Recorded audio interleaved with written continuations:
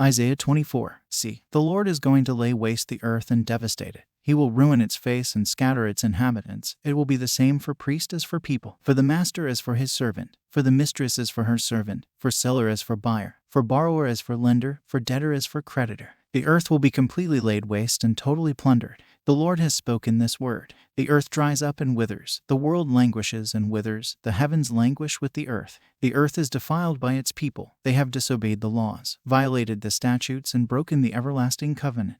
Therefore a curse consumes the earth. Its people must bear their guilt. Therefore earth's inhabitants are burned up, and very few are left. The new wine dries up and the vine withers. All the merrymakers groan. The joyful timbrels are stilled. The noise of the revelers has stopped. The joyful harp is silent.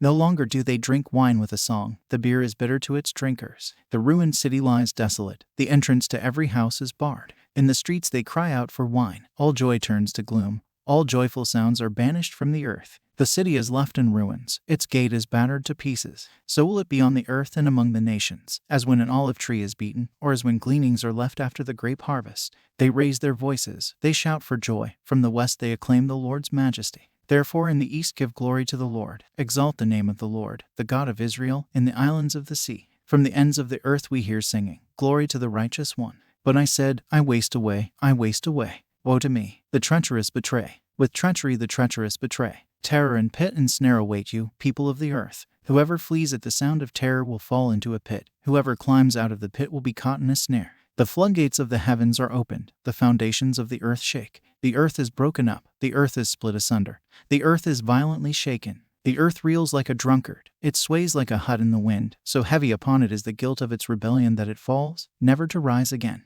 In that day the Lord will punish the powers in the heavens above and the kings on the earth below. They will be herded together like prisoners bound in a dungeon.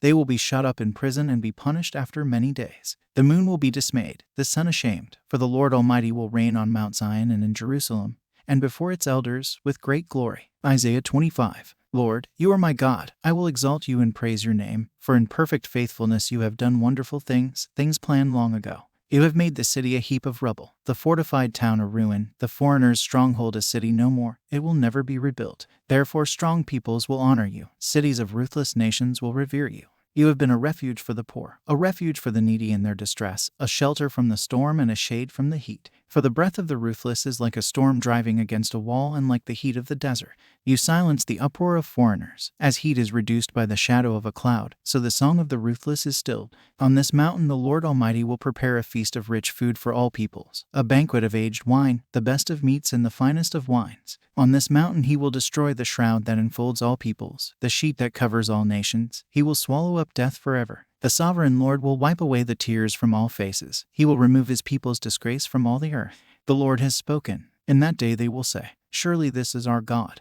We trusted in him, and he saved us. This is the Lord. We trusted in him. Let us rejoice and be glad in his salvation. The hand of the Lord will rest on this mountain. But Moab will be trampled in their land as straw is trampled down in the manure. They will stretch out their hands in it, as swimmers stretch out their hands to swim. God will bring down their pride despite the cleverness of their hands. He will bring down your high fortified walls and lay them low. He will bring them down to the ground, to the very dust.